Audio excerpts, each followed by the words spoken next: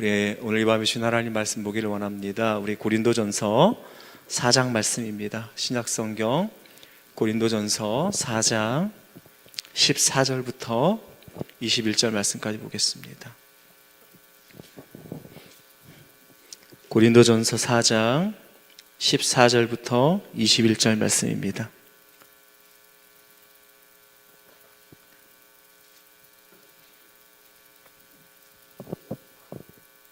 다 찾으셨습니까?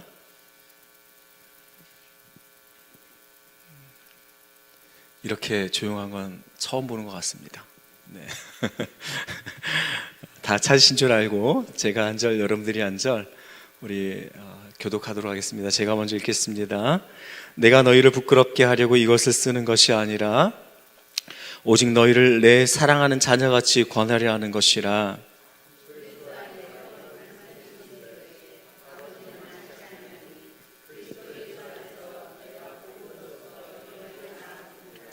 그러므로 내가 너희에게 권하노니 너희는 나를 본받는 자가 되라.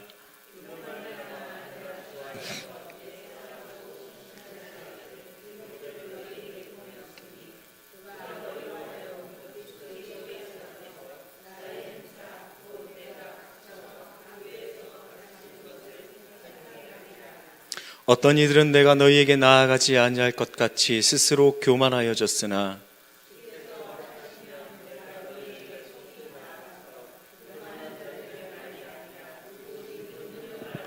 우리 20절 21절 같이 읽을까요? 하나님의 나라는 말에 있지 아니하고 오직 능력에 있음이라. 너희가 무엇을 원하느냐? 내가 매를 가지고 너희에게 나아가랴. 사랑과 온유한 마음으로 나아가랴. 아멘. 우리 옆에 계신 분들, 앞뒤에 계신 분들 인사할까요? 이 밤에 우리 이렇게 인사합시다. 하나님의 은혜와 복이 우리 집사님, 권사님, 장로님과 함께 하시길 바랍니다. 우리 인사해 주십시오. 하나님의 은혜와 복이 여러분들과 함께 하시길 바랍니다. 예, 멀리 계신 분들에게도 인사하세요. 우리 저 안에 계시는 백 목사님하고 박 권사님한테는 여러분들 인사해 본 적 없으시죠? 그죠? 보이질 않아서. 좀 이렇게 얘기하면 일어나서 보통들 손을 흔드는데 절대 흔들질 않아요. 예, 감사합니다. 연휴가 껴서 또 이렇게 오늘 또 여러분들이 아마 그 연휴를 즐기시기 위해서 떠나신 분들이 계실 겁니다. 또 가신 분들은 가신 분들대로 또 그곳에서 은혜를 받고, 남아 계시는 분들은 또 남아 계신 분대로 이 자리에서 또 은혜를 받는 복된 밤이 될 수 있기를 간절히 축복합니다. 순자가 쓴 권학이라는 그런 책에 보면 이런 6글자 단어가 나오는 게 있습니다. 청출어람, 청어람. 무슨 뜻인지 여러분 혹시 들어보셨습니까? 이게 뭐냐면 푸른 빛은 쪽빛에서 나왔지만 쪽빛보다 더 푸르다는 뜻입니다. 사실은 쪽빛도 푸른 빛인데 이 푸른 빛이 쪽빛에서 더 나왔는데 사실은 이 푸른 빛이 나중에 이 쪽빛보다도 더 훨씬 푸르른 그런 빛이 되었다는 뜻을 가지고 있습니다. 그래서 우리가 이 7단어를 확 줄여서 6단어가 죄송합니다. 7단어를 확 줄여서 앞에 4글자만 쓰죠. 청출어람. 이런 단어를 씁니다. 이게 뭐냐면 여러분 다 들어보셨겠지만 스승의 가르침을 받은 제자가 스승보다 더 뛰어나. 그래서 이 사람은 청출어람이다. 스승의 가르침을 받았지만 스승의 학문보다, 스승의 사고보다 훨씬 뛰어난 그런 위치에 올라간 것을 가리켜서 청출어람이라고 부르지요. 이 고사에 나오는 이야기입니다. 공번이라는 사람이 있었는데요. 이 공번이라는 사람이 이밀이라는 그런 제자를 문화에 두고 가르쳤습니다. 근데 공번이 이밀을 제자로 이렇게 가르치다 보니까 몇 해가 지나지 않았는데 이밀의 학문이 자신보다 더 뛰어난 것을 자기 스스로가 경험하게 됩니다. 그래서 그 즉시 공번이 이밀의 제자로 들어갑니다. 이게 이 청출어람, 청어람이라는 이 고사성어에 이 밑에 깔려있는 배경입니다. 여러분, 제자를 아비와 같은 마음으로 진정으로 사랑하는 스승은요, 제자가 학문적으로 내 자신을 추월했다 그래서 그것에 대해서 기분 나빠하지 않습니다. 오히려 기뻐하죠. 감사해하죠. 저는 목회자도 마찬가지라고 생각합니다. 목회자들이요, 성도님들에게 우리가 하나님의 말씀을 가르치기도 하고 설교를 하기도 합니다. 하지만 간혹 성도님들 중에는요, 아니 어쩌면 여러 성도님들 중에는 목회자들보다도 더 하나님 말씀을 많이 읽고 또 많이 배우시는 분들도 있습니다. 더 기도도 많이 하는 분도 있고요, 더 주님을 뜨겁게 사랑하는 분도 계시고요, 또 더 주님께 가까이 나아가는 신실한 삶을 사시는 성도님들도 분명히 있습니다. 목회를 하다 보면. 근데 그렇다 그래서 저 성도님이 나보다 기도 많이 해, 나보다 성경 많이 읽어, 나보다 더 주님을 사랑하는 것 같아, 그렇다 그래서 목회자가 그 성도님을 시기할까요? 혹 그렇게 시기하는 목회자가 있다면 여러분, 그런 교회는 절대 가시면 안 되겠죠. 목회자는 시기하지 않아야 되고 안 합니다. 오히려 할 수만 있다면, 그런 성도님들이 계시다면 그런 성도님들부터 여러분들이 정말 그분의 신앙과 그분이 전해주는 하나님의 말씀을 듣고 내가 그리스도인으로서 마땅히 살아가야 될 그러한 도리들에 대해서 배울 때 그곳에 은혜가 있고, 또 그런 분들이 나에게 그렇게 가르침을 주었던 그분들보다 또 앞서가는 그러한 신앙인으로 자리매김을 하게 되는 거겠지요. 저는 이게 건강한 교회라고 생각을 합니다. 그래서 내 자신이 신앙생활하는 모습을 통해서 다른 사람들이 내 모습을 보고, 아, 정말 하나님의 은혜가 무엇인지, 어떻게 하나님을 경험하고 살아가는지 그분의 삶과 그분의 가르침들을 통해서 배우게 되고 깨닫게 되어서 나도 그러한 삶을 살려고 애쓰고, 그래서 내가 저분보다도 비교할 수는 없겠지만 저분보다도, 아니 어쩌면 비슷한 위치라도 갈 수 있는 그런 상태가 된다면 저는 그게 정말로 건강한 교회라고 믿습니다. 한번 옆에 계신 분들 한번 보세요. 보시라니까요. 왜 우리 당권사님 왜 그 옆에 안 보시고 반대쪽을 보십니까? 어떠세요? 옆에 계신 분들 볼 때 내가 저분에게 본받을 만한 게 있어 보이세요? 아니에요.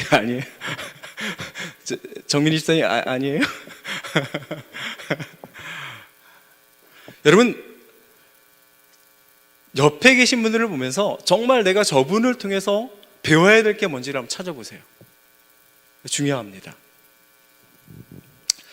오늘 우리가 고린도전서 4장 14절부터 21절을 읽었는데요, 이 이야기는 사실은 고린도전서 1장부터 쭉 이어져 이야기 오는 것에 대한 결론입니다. 고린도전서의 이야기는요, 1장 10절 이하부터 나오는 이야기가 뭐냐면 교회의 분쟁입니다.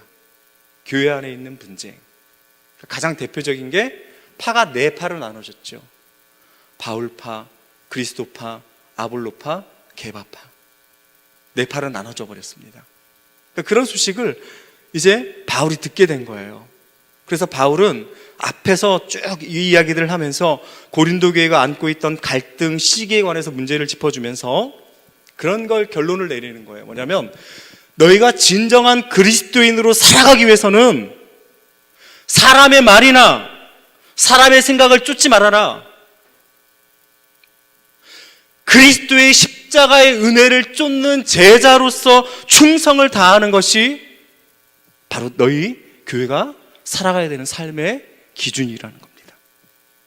이게 제가 여러분에게 드리는 시작 이야기고 마무리 이야기입니다. 사랑하는 여러분, 저는 이것이야말로 우리 그리스도인들의 삶의 기준이라고 믿습니다. 옛날 이야기를 하나 해드릴게요. 1905년도에 3월에 조선이라는 나라에 대한체육구락부라는 게 처음 생겼어요. 그러니까 요즘 표현하면 대한체육회일 거예요. 대한민국의 전체 체육을 다 관장하고 있는 대한체육회 같은 대한체육구락부라는 게 1903년도에 처음 생겼습니다. 그리고 나서 그 해에 1905년도 6월 10일에 황성의 기독 청년회 훈련원에서 우리나라 최초로 공식적인 축구 경기가 열립니다. 여러분 축구 좋아하시잖아요. 올해 월드컵 있잖아요. 그죠? 근데 여러분들이 좋아하시고 응원하시는 이 축구 경기가 그해 처음 열려요. 그러니까 벌써 지금부터 따지면은 113년 전 이야기죠. 여러분 당시의 축구 선수들은요, 모습이 어땠을 것 같아요? 지금하면 비교가 안 되겠죠. 다 상투를 틀고 나왔습니다. 상투를 다 틀고 나왔고요. 그리고 여기에다가 흰 수건을 질끈 이제 묶는 거예요. 그리고 나왔어요. 그리고 옷차림은 다 한복이에요. 그리고 축구화 대신에 집신. 그리고 이제 공을 차는 거예요. 이 첫 번째 축구 경기가 벌어지고 나서요, 그 다음부터 이 조선이란 나라의 장터마다 동네마다 축구 붐이 일어났어요. 전국 각지에 축구 붐이 일어나는데 공을 찰 수 있는 곳은 막 뻔하잖아요. 대부분 마을 텃밭 아니면 뒷산, 개간한 땅에 올라가서 공을 차는 거예요. 근데 중요한 건 동네 사람들이 다 나와요. 한 팀이 몇 명인지 기준이 없어요. 저 아랫동네에서 25명이 차는데 윗동네에서 50명이 차도 상관이 없는 거예요. 당시에는 이랬어요. 여러분, 경기 시간이 정해졌을 것 같으세요? 아니요. 정해지지 않았어요. 공을 한참 몇 시간을 차다가 차는 사람 중에서 제일 나이 많으신 어르신이 아이고 힘들다, 이거 차다가 죽을 수도 있겠구나, 그러면 그때 딱 멈추는 거예요. 그뿐만이 아니에요. 당시에는 어땠냐면요, 예를 들면 저 아랫동네 감초 같은 역할하는 우리 여기 이제 김씨들이 몇 분 계시니까 김서방이 이렇게 얘기하는 거예요. 아니, 선수가 이렇게 많은데 문지기는 한 명 하면 안 되지. 그러니까 골키퍼는 한 명 하면 안 된다는 거예요. 골키퍼는 최소한 둘이나 셋이 해야 되는겨. 그런 거예요. 그래서 골키퍼가 박서방이 있을 때 2명, 3명이 막 골키퍼가 쓰는 거예요. 그러다가 이 박서방보다 목소리가 더 큰 저 윗동네 오서방이 딱 나오는 거예요. 이 사람은 좀 똑똑해요. 아는 게 많아가지고 세상에 그런 게 어디 있는디. 골키퍼는 문지기는 한 명이어야 되는겨. 그래가지고 박서방이 할 때는 골키퍼가 2명, 3명, 오서방이 할 때는 골키퍼가 1명. 기준이 없는 거예요. 당시에는. 다 같이 모여서 엔조이하는 거죠. 사랑하는 여러분, 기준이 없으면요 우왕좌왕해요. 그리고 다투게 되고요, 시간과 힘을 낭비하게 되는 겁니다. 저는 교회도 마찬가지로 생각합니다. 교회도 기준이 없으면요 싸우고 다툼이 일어나요. 그리고 우리 그리스도인들 교회의 기준은요 하나님의 말씀이 기준이고요, 예수 그리스도의 십자가의 복음이 기준입니다. 내가 아무리 지혜가 있어도요, 내가 아무리 생각이 많아도요, 하나님의 말씀이 그 안에 없으면 잠시 내려놓고 기도하십시오. 그리고 정말 하나님이 원하시는 게 뭔지를 묻고 기도하면서 그리고 나서 발언하고 나가면 교회의 기준은 자연스럽게 정해지는 거죠. 아무튼 이래서 바울은요 다툼과 분쟁을 일삼는 이 고린도 교인들에게 아주 한 가지 중요한 말을 전해요. 그게 뭐냐면, 고린도 교회의 교인들이요, 이제 다툼이고 다 그만두고 오직 하나님의 말씀 십자가의 복음으로 너희들이 하나가 돼. 이제 그리고 나서 나 자신 바울을 본받는 여러분들이 되십시오. 이 이야기를 합니다. 여러분, 누군가가 누군가에게 본이 된다는 거 여러분 어떻게 생각하십니까? 아까 제가 옆에 분들을 한번 쳐다보라 그랬는데 정말 옆에 분들을 보면서 내가 이 사람에게 본이 되고 있는지 한번 스스로를 생각해 보십시오. 여러분 어떠세요? 쉬운 것 같으세요? 저는 정말 어려운 일이라고 생각해요. 그럼에도 불구하고 오늘 바울은요, 고린도 교회의 교인들을 향해서 정말 떳떳하게 그리고 강력하게 선포하는 말씀이 이 말씀이에요. 너희 고린도 교회의 교인들은 바울, 나를 본받는 자가 되어다오. 사랑하는 여러분, 이 장면 속에서 저와 여러분들은 어떤 신앙의 모습을 내 자신이 보여줄 수 있는 그러한 사람들이 되어야 할까를 이 밤에 우리가 생각해 볼 수 있기를 간절히 축복합니다. 첫째는요, 이런 본을 우리가 보이기를 원합니다. 자녀를 권하는 부모의 사랑의 마음을 가진 본을 보이시라는 겁니다. 바울은 교회 내에서 갈라섬을 주장하고 분쟁을 일삼고 있는 이 고린도 교인들을 향해서 갈라지는 것이 얼마나 큰 잘못인지를 계속해서 지적을 해줘요. 그게 이제 고린도전서 1장, 2장, 3장에 계속 나오는 이야기들입니다. 하지만 고린도 교인들과 바울이 이제 자신을 비교하면서 여러 가지 이야기들을 해주거든요. 그럼 고린도 교인들은 한편으로 생각할 수 있습니다.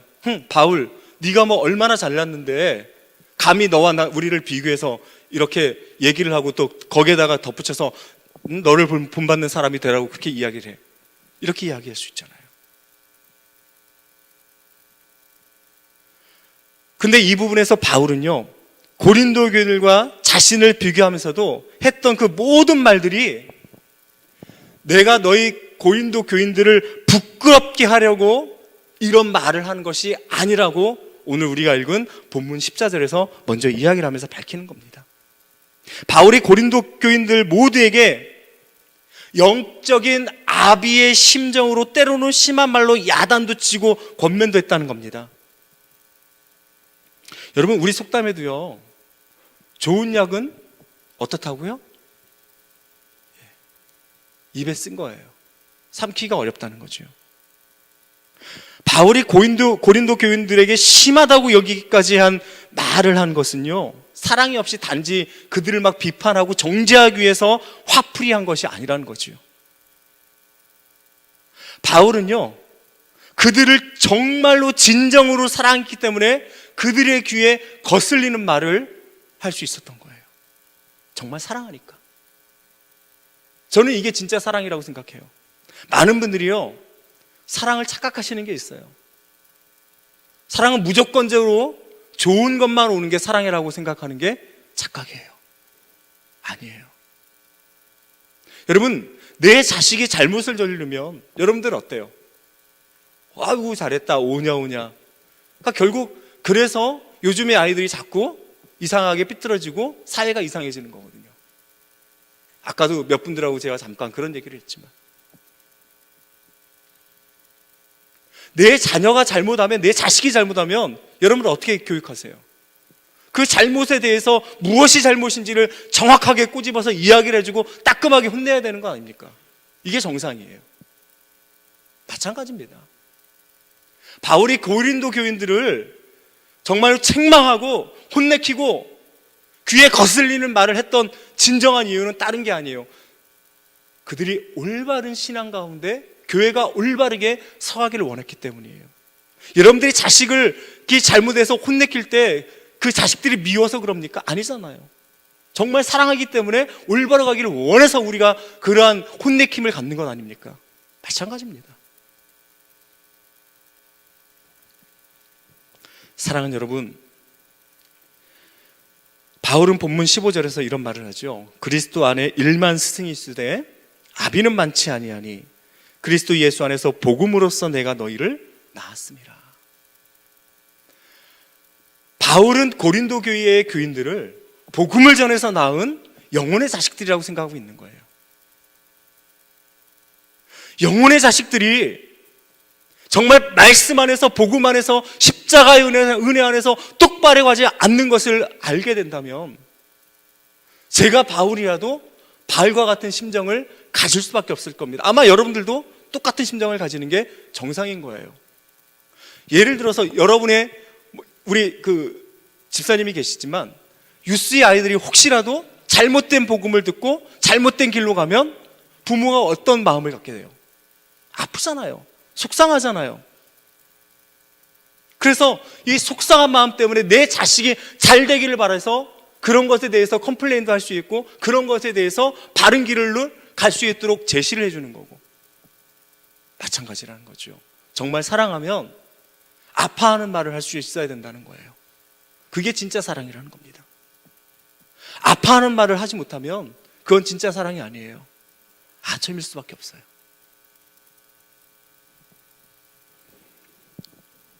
여러분, 부모와 스승은요 정말로 아이가 잘못할 때 지적해주고 때로는 야단을 치고 심하면 매를 들기도 합니다. 하지만 그 아이를 지적하고 야단치는 것이 그 아이를 미워하기 때문만이 아니라는 것을 아이들도 알아요. 그걸 알아요. 우리 속담에 미운 아이에게는 떡 하나 더 주고 사랑하는 아이에게는 매 한 대 더 된다는 그런 말이 있잖아요. 그러니까 사랑의 겉면이야말로요 부모의 심정이 아니고서는 깨달을 수 없는 그런 은혜거든요. 오늘 이 밤에 여러분에게 아비의 심정 같은, 부모의 심정 같은 그런 권면할 수 있는 그런 자세를 가진 믿음이 있을 수 있기를 간절히 축복합니다. 그리스도 예수 안에서 복음으로써 내가 너희를 낳았다라고 당당하게 고백하시면서 여러분의 영혼의 자식들을 케어하실 수 있는 그런 본을 보일 수 있는 여러분 되시기를 다시 한번 주님의 이름으로 간절히 축복합니다. 두 번째로요, 우리가 본을 보여야 될 우리의 믿음의 삶은요 복음을 위해서 살아가는 헌신의 삶을 본을 보이시라는 겁니다. 여러분, 이것이야말로요 진정으로 바울이 자신을 본받아 달라고 말하는 가장 큰 모습이라는 겁니다. 여러분, 우리가 아는 것처럼요 바울은 본래 집안도 훌륭한 집안이었죠. 학문도 얼마나 뛰어났습니까? 정말 많이 배웠습니다. 지위도 다른 일반인들과는 다른 위치의 사람이었어요. 유대인 중에 유대인이었고요. 배움의 학문이 높았고요. 근데 이 바울이 이런 삶을 살아갔던 사람에도 불구하고 예수님을 믿는 사람들을 계속 핍박한 거 아닙니까? 심지어는 스데반 집사님을 돌로 쳐서 죽이기도 하고요. 그 다음에는 기세등등한 겁니다. 얼마나 기세등등했습니까? 계속해서 예수님을 믿는다는 사람들을 잡아다가 옥에 가두기 위해서 계속 쫓아다녔고요. 자신의 능력과 힘이 끝이 없을 것이라고 생각했던 인물이 바울이에요, 바울. 하지만 그 순간에 하나님께서 바울의 삶에 개입하신 것 아닙니까? 하나님께서 바울의 삶에 개입하신 후에 바울이 이전과는 완전히 달라진 삶을 살아가는 걸 우리는 성경을 통해서 다 볼 수 있습니다. 바울의 가장 중요한 변화는요 이겁니다. 세상을 쫓던 삶, 성공을 쫓던 삶, 이것에서 벗어나서 복음을 쫓고 복음을 선포하는 삶으로 완전히 바뀌었다는 거죠. 그래서 바울은요 고백하잖아요. 자기가 이제까지 지금까지 살아오면서 생에서 가장 중요하다고 여겼던 그 수많은 것들, 그 수많은 세상의 것들, 이것들이 이제는 분토 하나만큼, 먼지 하나만큼도 중요하지 않다는 것을 고백하는 것 아닙니까? 저는 이게요 진짜 그리스도인들이 예수님을 만나고 나면 고백해야 되는 삶의 고백이라고 믿습니다. 제가 지난번에도 그 말씀을 전할 때 이야기를 했지만요 우리는 탐심을 가지고 있어요. 욕심을 가지고 있어요. 제가 뭐라 그랬습니까? 탐심은 죄 중에 하나가 아니라 우상숭배라. 성경에서 분명히 말하는 거예요. 우상숭배인데 이게 왜 우상숭배가 될까요? 탐심은요 그곳에 자꾸만 나를 집어넣어요. 내가 이랬지, 내가 이렇게 해야지, 내가 가져야지. 하나님은 없어지는 거예요. 하나님의 존재는 떠나는 거예요. 그래서 결국 이 탐심은요 죄 중에 하나가 아니라 모든 죄의 기본의 근간이 되는 우상숭배라는 겁니다. 사랑하는 여러분, 세상의 것들 취하려고 욕심부리고 살아가면 결국 돌아오는 건 우리에게는 허무함밖에 없어요. 우리가 이런 것들을 내려놓고 오직 예수 그리스도와 그분의 십자가만을 알기로 작정하면서 나아가면 분명히 하나님께서 그곳에 놀라운 하나님의 은혜와 능력과 역사를 우리에게 베풀어 주실 줄로 믿습니다. 바울은 자신이 살아왔던 지난날의 삶을 본받으라는 게 아니잖아요. 내가 예수님 믿은 후에, 예수님 만난 후에 완전히 변하여서 복음을 전하고 복음 때문에 눈물 흘리고 아파하고 죽어져가는 자신의 모습, 이 모습을 본받아 달라고 고린도 교인들에게 그렇게 강력하게 선포하고 있는 겁니다. 사랑하는 여러분, 우리가 그리스도인으로 산다는 건요, 다른 무엇보다도 복음 때문에 복음을 위하여 헌신하는 삶을 살아야 한다는 것을 말해주는 것이라고 저는 믿습니다. 크리스찬, 그리스도인. 그러니까 그리스도가 내 안에 있다는 의미예요. 크리스찬이라는 의미가. 그리스도께서 내 밖에 계시다는 게 아니라요, 그리스도께서 내 안에 계시다는 의미가 크리스찬이라는 의미라고요. 그러니까 내가 그리스도인이라고 감히 고백을 한다면 정말 예수 그리스도께서 내 삶을 주관하시기 위해서 내 안에서 머무르시고 나를 다스리시고 계시는지 한번 우리 스스로가 살펴볼 수 있기를 간절히 축복합니다. 여러분, 우리의 겉모습은요, 세상의 판단과 기준으로 볼 때 초라해 보일 때도 있어요. 여러분, 세상의 눈으로 보세요. 여러분, 이 금요일에 엔조이 할 것도 많고요, 텔레비전 볼 것도 많고요, 구경할 것도 많고요. 그런데 여러분들 이 자리에 나와서 예배드리고 기도하고 은혜 사모하고 주일날이요, 교회 나와서 예배 드려주는 것만 해도 참 대단한데 여러분 스스로 자기 돈을 들여서 헌금해요. 세상 기준으로 보세요. 참 얼마나 미련한 짓이에요. 하지만 우리는 알잖아요. 이게 얼마나 하나님 앞에서 감격스럽고 감사하고 얼마나 행복한 일인지를. 우리는 예수 그리스도가 십자가의 은혜로 우리를 구원하셔서 내가 이제는 세상의 사람이 아니요, 영원히 죽을 수밖에 없는 존재가 아니요, 영원한 생명을 가지고 하나님의 은혜 안에서 하나님 나라를 위하여 살아가는 존재가 되었다는 것을 우리는 알기 때문에 이런 삶을 살아도 이것이 얼마나 기쁘고 행복하다는 것을 우리는 고백할 수밖에 없게 되는 거죠. 사랑하는 여러분, 이 밤에 오신 우리 라팔마 교회의 온 성도님들, 복음을 위하여 여러분의 삶을 헌신하며 살아가는 은혜가 있기를 주님의 이름으로 간절히 축복합니다. 내가 주님을 위하여 순수한 열정과 헌신의 삶을 살아가게 되면요, 여러분, 세상 사람들은, 그리고 내 주변의 사람들은 내 그 모습만 봐도 내가 어떤 사람인지를 알 수밖에 없게 되는 거예요. 말하지 않아도 알아요. 말하지 않아도. 이거예요. 한국에 있을 때요, 강원도 강릉에 가면 초당동이라는 데가 있어요. 초당하면 뭐가 생각나세요? 그렇죠. 역시 여러분들은 먹는 거 하면은 초당하면 순두부거든요. 근데 가보세요. 가게가 수도 없이 그냥 양쪽으로 일렬로 쫙 들어서 있거든요. 간판마다 다 있어요. 다 써 있어요. 원조, 100년 전통.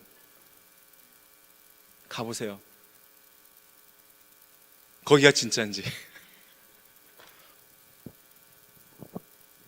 그 중에서도요, 막 삐까번쩍 건물들이 쫙 다 들어서 있는데 정말 허름해 보이는 곳이 하나가 딱 있어요. 거기는요, 100년 전통, 원조 이런 단어 아무것도 안 써 있어요. 써 있는 간판 딱 하나요. 맛있는지. 근데요, 그 초당동에 가는 수많은 사람들의 행렬은 다 그 집 앞에 멈춰 있어요. 쭉 줄 서서. 그 집이 원조라는 건 맛을 보면 아는 거예요. 가보면, 보면 아는 거죠. 마찬가지예요, 여러분.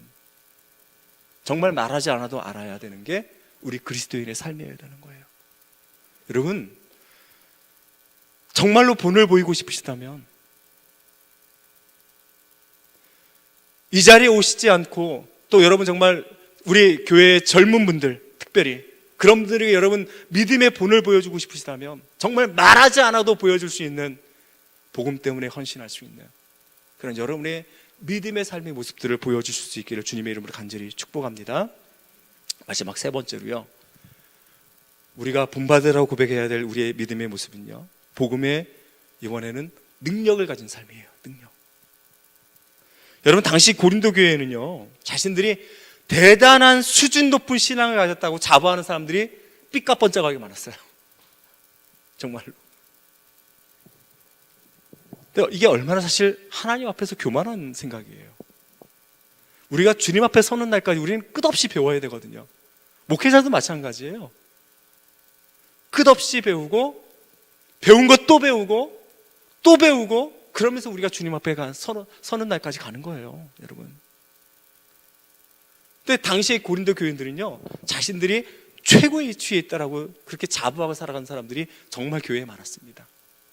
그래서 오늘 본문에서 바울은요, 내가 가서 그런 사람들을 평가해 보겠다고 얘기를 하는 거예요.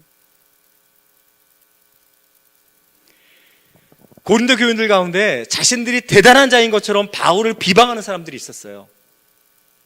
심지어는요, 바울이 육체의 약함을 가지고 있었잖아요. 근데 바울이 가지고 있던 이 육체의 약함을 지적하는 사람들도 있었고요. 아유, 그렇게 아파가지고 무슨 복음을 전한다고. 저도 못 전할 것 같아요, 그러면. 또 어떤 사람들은요, 바울이 그리스도의 능력 있는 사도이면 왜 자기 육신의 병은 고치지 못하냐고 힐난하는 사람들도 있었어요. 그럴 만하죠. 가끔 목회하시는 목사님들 중에 막 부르짖고 기도하는데 고백하시는 내용에 하나님 제게 신유의 은사를 주시옵소서, 이 고백을 하시는 목사님들이 가끔 계세요. 얘기들을 나누다 보면. 왜냐하면 일단 그게 있으면 교회에서 목회 들어간대요. 어떻게 목회 들었는지 잘 모르겠지만, 그리고 또 하나는 목사가 돼가지고 병도 하나 못 고치네, 이런 소리들을 정말 많이 하신다는 거예요.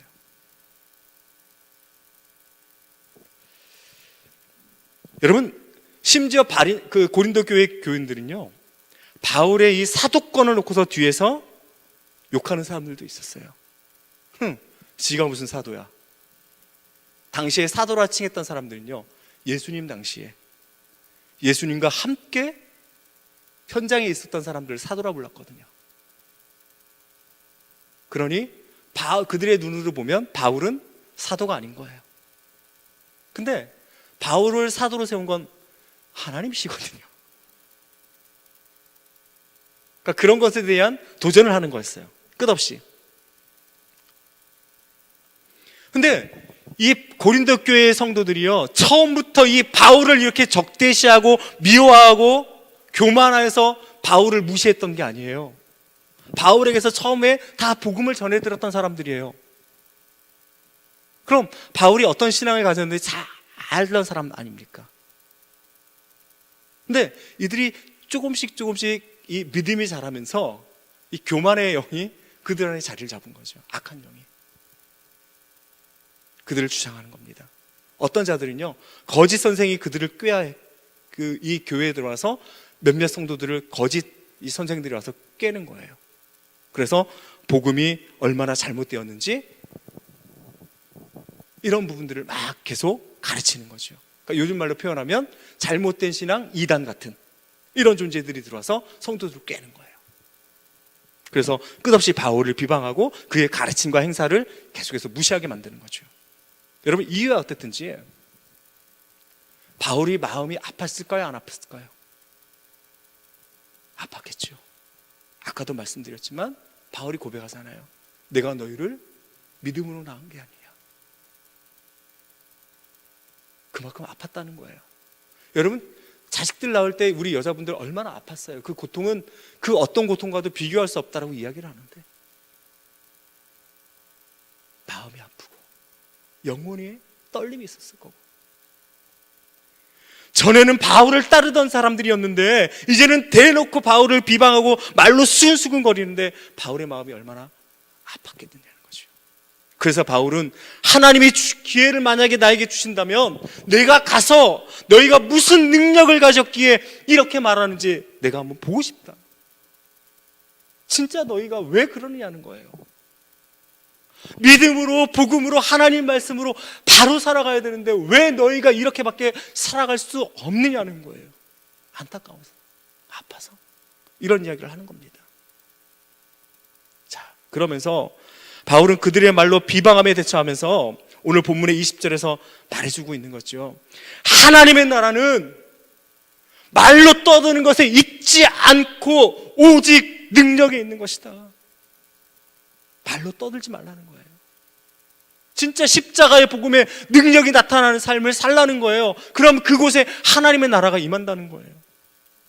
사랑하는 여러분, 저는 오늘날 이 시대를 살아가는 모든 그리스도인들과 이 시대의 교회들이 바로 이 하나님의 은혜와 능력에 있는 이 복음의 능력 안에 거하는 이런 은혜가 있기를 간절히 축복합니다. 여러분, 말 한마디 떠들기 전에 기도해서 복음의 능력, 하나님의 능력이 정말 우리 교회에 나타날 수 있도록 우리가 기도하며 나가야 되는 겁니다. 기도하지 않고 어떻게 하나님의 은혜와 능력이 나타날 수 있어요? 기도하지 않고 어떻게 우리가 복음을 전할 수 있어요? 복음을 전하지 않는데 어떻게 영혼이 구원이 되어져요? 안 되잖아요. 사랑하는 여러분, 사역을 하다 보면요, 정말 남을 비방하는 사람들 치고 정말 변변한 사람들 잘 못 봤어요. 제가 비방하는 그런 마음들을 우리가 좀 내려놓고, 비방이 아니라 정말 하나님의 은혜로 성령 안에서 하나가 되는 일에 우리가 먼저 힘쓰고 애쓰고 기도해야 되는 겁니다. 한국의 그 선한목자교회 유기성 목사님이 맨 처음에 선한목자교회에, 그때는 믿음의 집이었죠. 믿음의 집 교회였죠. 감리교회. 이제 딱 가셨는데 교회가요, 그냥 파가 쫙 나눠져서 그렇게 수도 없이 막 치고받고 싸우더라는 거예요. 말로. 정말 별의별 욕을 다 하고, 교회 안에서 별의별 말을 다 하고. 그때 유희성 목사님께서 다른 일 안 하시고 온 성도들 앞에서 이런 말씀을 하셨다는 거예요. 여러분, 우리 딱 한 달만 우리의 말을 다 내려놓고 기도합시다. 하나님이 이 상황에 대해서 뭐라고 말씀하시는지 기도합시다. 그리고 한 달 후에 온 성도들이 다 모여서 성만찬을 하는데요, 이쪽을 비방하던 사람들, 저쪽을 비방하던 사람들, 저쪽을 비방하던 그 수많은 사람들이 다 모여서 같이 성만찬을 하는데, 이쪽 사람들 다 울고, 저 사람들 다 울고, 이 사람들 다 울고. 여러분, 저는 이게 하나님의 성령께서 하시는 일이라고 믿습니다. 우리가 아무리 애써도 되지 않는 일이에요. 사랑하는 여러분, 하나님의 나라는요, 오늘 바울 선생님 말씀하고 있는 것처럼 말에 있지 않습니다. 오직 복음의 능력이 있는 거예요. 이 일을 위해서 우리가 함께 기도하고, 우리 라팔마 교회가 이 복음의 능력을 나타내는 교회로 쓰임받을 수 있도록 우리가 기도하며 나아갔으면 좋겠습니다. 여러분, 때를 얻든지 못 얻든지 우리가 해야 할 일은 단 하나잖아요. 복음 전하는 일이에요. 믿으십니까? 예. 여러분, 혹시 제가 이 이야기 한번 하고 마칠게요. 제가 2002년도로 기억을 합니다. 제가 다른 드라마는 잘 안 봐서 잘 몰라요. 사극은 가끔 역사적인 사극들은 제가 좀 봐서 사극은 알아요. 2002년도에 대한민국에요, 센세이션을 일으켰던 사극이 하나가 있었어요. 뭘까요? 허준. 네.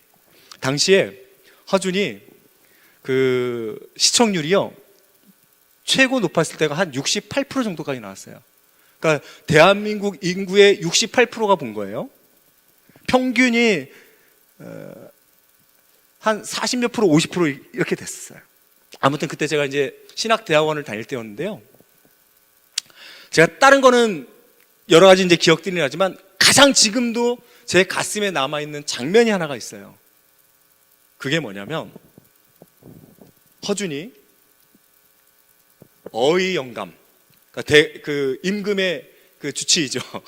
어의 영감의 부름을 받고 이제 끌려 나와서 작두의 손을 딱 얹고 이제 손을 이 침을 놓던 손을 자르려고 하는 장면이 있어요. 기억이 나세요 혹시? 예, 기억이 안 나면 그냥 들으시기 바랍니다. 이 장면이 있어요. 이게 왜 그렇게 됐냐면 당시에 공빈 김씨 그 선조 임금의 그 부인이었던 공빈 김씨가 있었죠. 근데 그 동생이 김병조라는 사람이었거든요. 근데 얼마나 망난이었는지 하여튼 뭐 이렇게 살다가 구안화사라는 병에 걸려요. 근데 구안화사인 줄 알고 왔는데 구안화사가 이제 요즘 말로 표현하면 풍이죠, 일종의. 입이 완전히 싹 돌아간 거 이렇게. 근데 허준에게 이제 결국 이걸 치료하라는 게 여기까지 내려왔어요. 그러니까 그 이야기는 앞엔 다 그만두고요. 근데 허준이 진맥을 딱 했더니 이게 구안화사가 아니라 반이에요. 요즘 말로 표현하니까 위암. 허준이 위암이라고 내린 거예요, 판결을. 그랬더니 네가 이걸 어떻게 아느냐는 거예요. 그러면서 허준이 말하기를 내가 이것을 사흘 만에 고치겠습니다. 여러분, 위암을 사흘 만에 고치는 게 말이 돼요? 말이 안 되잖아요. 근데도 고치겠다는 거예요? 그래서 맡겼어요. 치료를 했어요. 뭐 온갖 고난을 다 당했죠. 뭐 이것저것 집어던져가지고 뭐 발이 깨지기도 하고 뭐 해서 여차여차해서 3일이 지났어요. 꼬꼬댁 닭이 울었어요. 아침에 된 거야. 여러분, 병이 고쳐졌어요? 안 고쳐졌어요? 안 고쳐졌어요. 그래서 끌려 나온 거예요. 네가 거짓말했으니 너는 더 이상 이 한의사가 되지 못하고 이제 다른 데로 이제 떠나야 된다는 거예요. 자르려고 이제 딱 그런 찰나예요. 그 찰나에 자르려고 하는 찰나에 이제 멈추시오! 사극에 보면 나오잖아요. 멈추시오! 하면서 이제 반전이 딱 되는 거죠. 근데 그 사이에 뭐가 있었냐면 제가 할 얘기는 이거예요. 그때 어이가 물어봐요. 너는 이것이 반이인 걸 어떻게 알았느냐? 근데 허준이 고민을 해요. 왜냐하면 허준은 당시에 자기 스승 유이태의 몸을 갈라서 그 안에 있는 사람의 오장육부를 다 보는 거거든요. 어떻게 생겼는지, 길이는 어떻게 되는지 다 스스로 그려가면서 병을 보는 거예요. 근데 당시에 조선시대에는 사람의 몸을 여는 건 불법 중에 불법이었어요. 죽어 마땅한 일이었거든요. 근데 스승이 죽으면서 유언으로 남긴 거예요. 너는 내 몸을 갈라서 사람의 오장육부가 어떻게 생겼는지, 병은 어떻게 생겼는지. 근데 이 모든 것들을 다 봤으니까 이 허준은 자신이 있었던 거예요. 다른 사람들은 모르는 거예요. 보지를 못했으니까. 그러니까 그 앞에서 인간의 위는 어떻게 생겼고 길이가 어떻게 되고 뭐 12장 어떻게 생겼고 뭐 이런 거 다 얘기하고 났더니 사람들이 다 깜짝 놀라잖아요. 그래서 네가 그것을 어떻게 봤냐 그랬더니 허준이 눈물을 뚝뚝뚝 흘리면서 제가 제 스승의 몸을 열어보았습니다. 그랬더니 이제 이 사람들이 다 또 난리가 난 거죠. 불법을 또 저질렀으니. 그래서 이제는 너가 진짜 잘라야 되겠다 하는 순간에 멈추시오 하면서 병이 나왔습니다 하면서 짜자잔 바뀌는 겁니다. 여러분, 저는 그리스도인들의 삶이 이런 모습이어야 된다고 생각합니다. 다른 사람들은 몰라요. 왜 몰라요? 보지 못했으니까. 경험해보지 못했으니까. 허준은 아는 거예요. 사람의 오장육부가 어떻게 생겼고 위암이 어떻게 생겼는지 봤으니까. 여러분, 우리 그리스도인들은요, 예수님을 만나고 예수님의 십자가의 은혜를 경험해서 알아야 되는 사람들이에요. 그게 증인이에요. 그게 복음의 능력이에요. 믿으십니까? 사람들은 몰라요. 세상 사람들은 몰라요. 그래서 나를 핍박할 수 있을지는 모르겠지만 나는 내가 경험하고 내가 만난 그 하나님, 내가 경험한 그 예수 그리스도의 십자가의 복음을 담대하게 전할 때 그곳에 하나님의 능력과 역사가 나타나게 될 줄로 믿습니다. 우리 이 은혜를 위해서 기도하고 또 이 은혜를 여러분들 다른 사람들에게 본받아 달라고 고백하는 여러분들 믿음이 될 수 있기를 다시 한번 주님의 이름으로 간절히 축복합니다. 우리 찬양 하나 합시다.